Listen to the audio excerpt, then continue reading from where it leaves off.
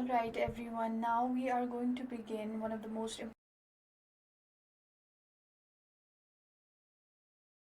important chapters of the FPSC criminology syllabus,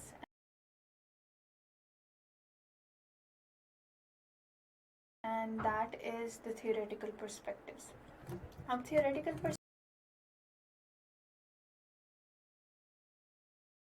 perspectives, why is it so important? Because number one, there has not been, except the first year,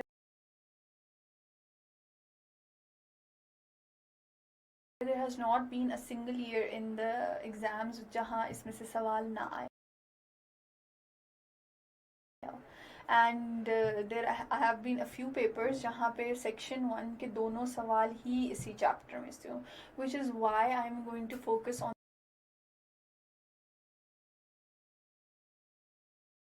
this chapter in great detail, and it has been divided into many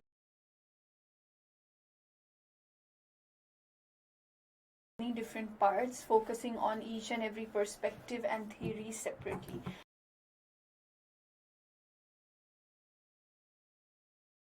So let's begin the lecture. Now, whenever we have topics related to the theoretical perspectives of criminology, what I have come across is that many candidates, they fail to understand the different branches. क्योंकि normally क्या होता है, when you open up a book, आपके पास randomly different schools of thoughts लिखे हुए आ जाते हैं, फिर foreign different perspectives लिखे हुए आ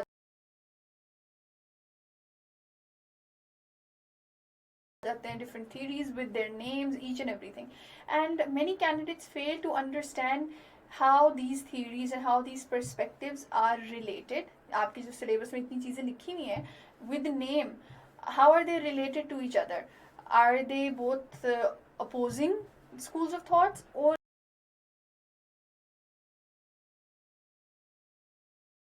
are they subcategories of each other?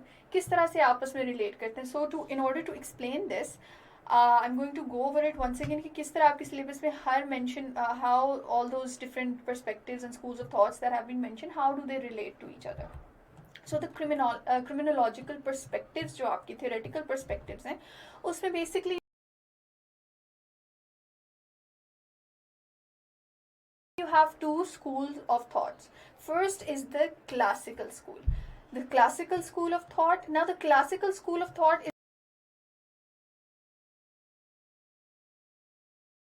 is basically one topic, and that is it. इस topic को हम इससे ज़्यादा पढ़ेंगे नहीं, ना ही इसकी extreme detail में जाएंगे, because it is simply one topic and it is irrelevant today. This is from a few centuries ago, and it is not applicable today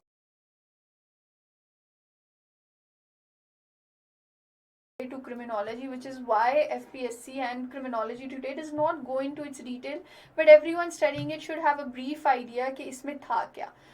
इससे related अगर question आता है तो it comes either as a 5 marks or a 10 marks note, and that is it. Proper 20 marks का question इस पे नहीं आता.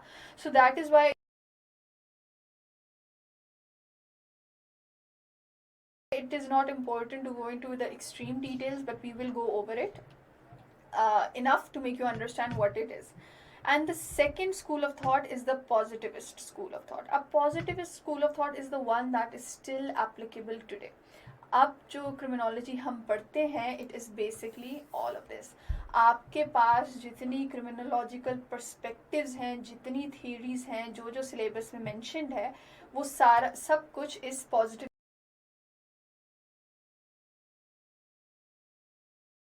school of thought में आता है. So that is why this is far more important than this one. So that is why a lot of emphasis will be made on the positivist school of thought and its subcategories. अब इन दो के अलावा there is a very small section, उसका नाम तो mention नहीं है, but a different part over here is the pre-classical. अब ये आपके syllabus में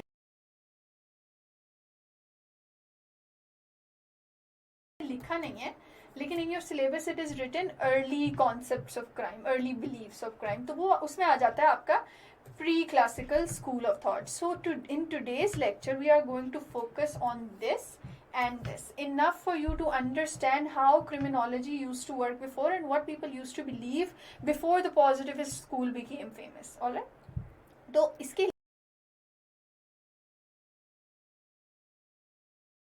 अलावा आपके जो सिलेबस में डिफरेंट पर्सपेक्टिव्स और थीरीज है, how are they related to each other. अब हमें पता लग गया कि इसको और इसको हमने ज़्यादा डिटेल में नहीं पढ़ना, ना ही इसकी थीरीज मजीद आगे हमने पढ़नी है. We just have to focus on this. So the 3 perspectives जो आपके सिलेबस में लिखी हुई हैं, biological, psychological and sociological. Biological, psychological and sociological, ये सारी क्या है, ये पॉजिटिविस्ट स्कूल की सब थीरीज आप समझ लें. ये उस स्कूल के अंडर डिफरेंट पर्सपेक्टिव्स आते हैं. So basically this has 3 different perspectives inside it. इनको भी हम अलग अलग पढ़ेंगे. अब this is a bit outdated, this is slightly positive. The psychological perspective is slightly relatable today. Biological is very less. The most important out of these is the sociological perspective. Why? Because it is the one that is accepted the most today. अब आपके syllabus में जो social control theory, there is a list of 5 different theories with the names mentioned. वो कौन सी theories हैं? वो सारी सोशियोलॉजिकल पर्सपेक्टिव की थ्योरीज हैं.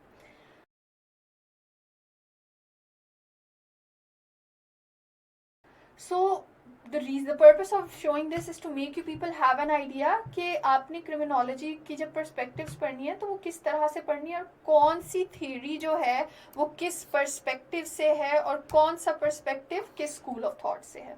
That is the whole purpose of your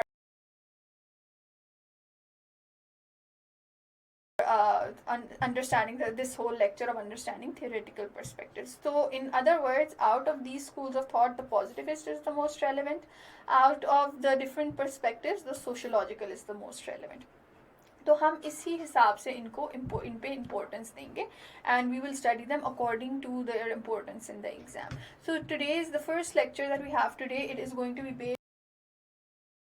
based on the pre-classical and the classical school of thought, so that everyone here can understand how criminology originated and where it actually started off from. Now, the early explanation of criminal behavior. This is the exact title used inside your syllabus. It basically talks about the pre-classical school of thought of criminology. So that is demonology, is one.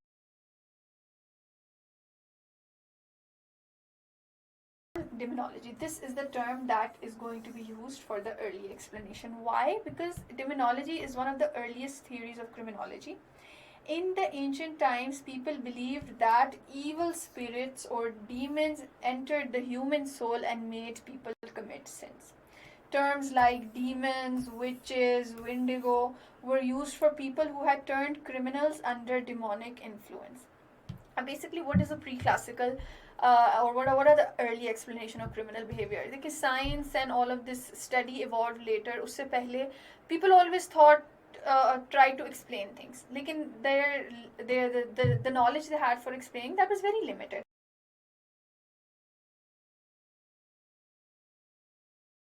तो the only logical explanation they could come up with कि अगर कोई crime कर रहा है तो वो क्यों कर रहा है, कि उसको उसके अंदर there is some evil spirit has come, the devil has come, some demon has come inside him, that evil spirit has taken over his body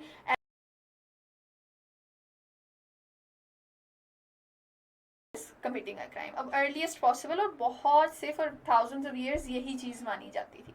ठीक है. So that was the whole belief. Demons, witches, wendigos, ये different evil spirits and different evil creatures हैं जिनको associate किया जाता था criminal activity से. If any of you know कि पुराने दौर में if you found out okay this person is a witch, they would associate people as by calling them witches. And then जब वो कहते थे कि witch है, they would say कि okay this is a witch, this person is going to commit a crime, and they would burn that person alive, hang them on stakes and burn them.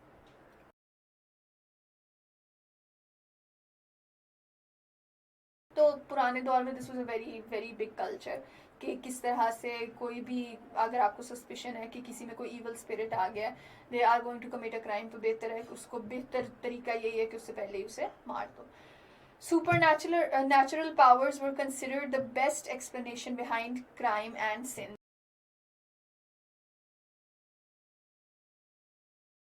Then क्या होता था कि किसी के अंदर कोई powers हैं या divine powers हैं या evil powers हैं, and that is why he is doing a crime or he is doing a sin.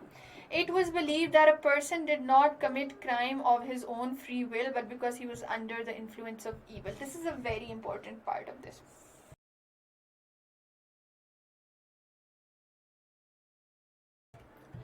Not commit crime of his own free will. This is what differentiates the pre-classical school from the classical school that we'll study ahead. यहाँ पे कहा जाता था कि अगर कोई crime कर रहा है उसके बस में ही नहीं है, he is not doing it intentionally, he has zero control over it, उसके ऊपर इन्फ्लुएंस है, इवल इन्फ्लुएंस है, तो वो क्राइम कर रहा है, ही हैज नो से in it. Despite new and more accurate theories today, demonology has still not grown totally irrelevant. This is very very true, and we have very important examples from our society. Paper में अगर आपके ये आए तो ज़रूर ज़रूर अपनी society की इसमें examples दें कि even though the world has progressed greatly and criminology has become a completely scientific discipline now, issue क्या आ रहा है? People are actually in Pakistani society and in other societies, people still associate criminal activity with spiritual influence or evil influence, demonic influence. होता क्या है कि हम कह देते हैं कि साया हो गया है या जिन और stuff like that, उस चीज़ के साथ हम criminal activity को associate कर देते हैं. This despite all of this advancement, Pakistani society में अभी भी ये issue आ रहा है. So whenever you're asked about this pre-classical school of thought or the early explanation of criminal behavior, remember to quote the Pakistani society and relate this theory to the Pakistani society because it's criminology in Pakistan. That is what we're studying. Now, after this, जब ये early explanation, this continued for centuries, even over thousands of years. Finally, there was a revolution in criminology, and that came with the classical school of thought. Now, the classical school of thought originated during the Enlightenment era in the 17th and 18th century. So, आपको पता है, a lot of you have probably read कि history में there was this era जहाँ पे people began challenging the traditional thoughts and the traditional way of how everything is working. तो उसमें in this Enlightenment era there was a huge change in criminology as well, and people began to challenge that pre-classical theory, and it was replaced by the classical school of thought. Though this classical school of thought is irrelevant today, लेकिन अगर आप उसको pre-classical उससे compare करें, so you will have an idea कि this was a huge revolution. Notable work done by criminologists was Cesare Beccaria and Jeremy Bentham. Previously, punishment would be too severe and cruel. इससे पहले classical school से पहले क्या होता था कि punishments would be torturous. People would be killed. एक तो they would not consider कि crime है क्या. Crime जो भी है उसको या मारेंगे, और फिर मारेंगे भी किस तरह से, torturous method से मारेंगे कि वो he would die slowly. That was the custom of the past. तो this classical school came and actually challenged that. अब इसमें क्या हुआ था? Humans did, according to the classical school, it argued that humans did not act according to God's will or under the influence of any other supernatural powers. Previous theory को इसने challenge किया और कहा कि नहीं, इंसान अगर क्राइम कर रहा है तो वो किसी या तो वो किसी डिवाइन रेवलेशन में नहीं कर रहा या फिर वो किसी डिमोनिक इन्फ्लुएंस में नहीं कर रहा, वो अपनी मर्जी से क्राइम करता है. It said man is a calculating animal. This is a very important term. Try using these words while attempting your paper. And commits crime out of choice. इंसान क्राइम करता है, अपनी मर्जी से करता है, और वो हर चीज़ पहले सोच के कैलकुलेट करके प्रोज और कॉन्स वे करके क्राइम करता है. Individuals are guided by pain and pleasure principle by which they calculated the risks and rewards in their action. अब इसमें क्या हो रहा है? This they are basically saying कि इंडिविजुअल्स जो हैं they have they analyse things, वो चीज़ों को स्टडी करते हैं, वो कोई भी काम करने से पहले दे calculate its benefits and it's loss. वो देखते हैं कि हमें इसमें कॉस्ट क्या कर रहा है और प्रॉफिट क्या कर रहा है, and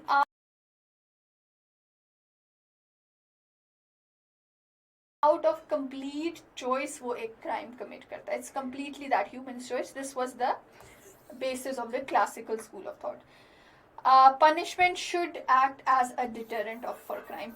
Please use this word deterrent for crime. Why? Because it means कि punishment पहले तो दौर में punishment was just for the sake of it.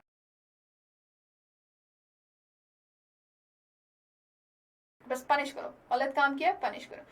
The classical school said that criminals should be punished, but the punishment should act in a way कि दूसरों के लिए वो एक एग्जाम्पल बने और बाकी लोग उसको देख के कहें कि ओके ये इसकी रिस्क्स इन्वॉल्व हैं, this is the pain involve. ये पनिशमेंट जो हमें मिल रही है, ये जो पनिशमेंट उस क्रिमिनल को मिल रही है, अगर हम भी ये काम करें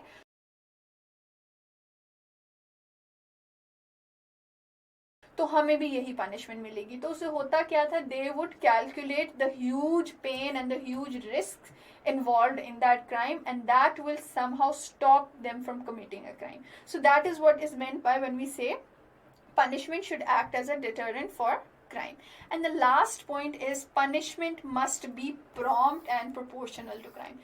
Like I said before, पहले उसमें in the pre-classical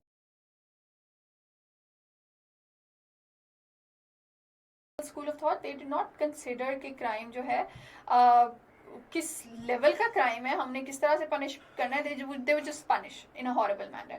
So the classical school also challenged that, and it said कि पहली बात ये, whenever a person is convicted of a crime, you need to punish him straight away, and secondly the punishment needs to be proportional to the crime. कि जिस तरह का crime है, जिस सिवेरिटी का क्राइम है,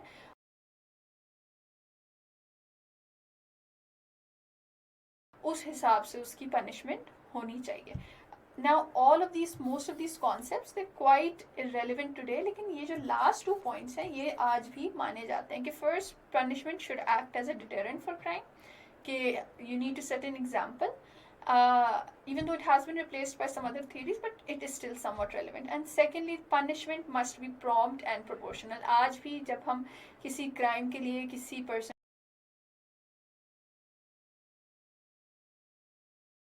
को पनिश करते हैं, क्रिमिनल को पनिश करते हैं, सो वी मेक श्योर कि if it's a small crime fine से हो जाए, इफ इट्स मर्डर तो he should get life sentence और death penalty.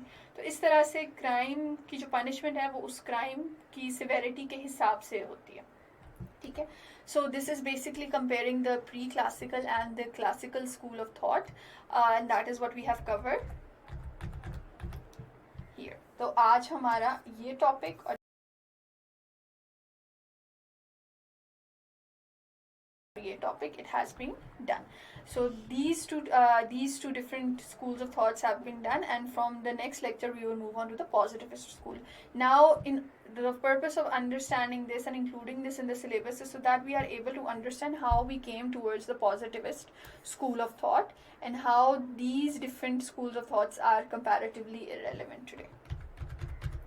So that marks the end of today's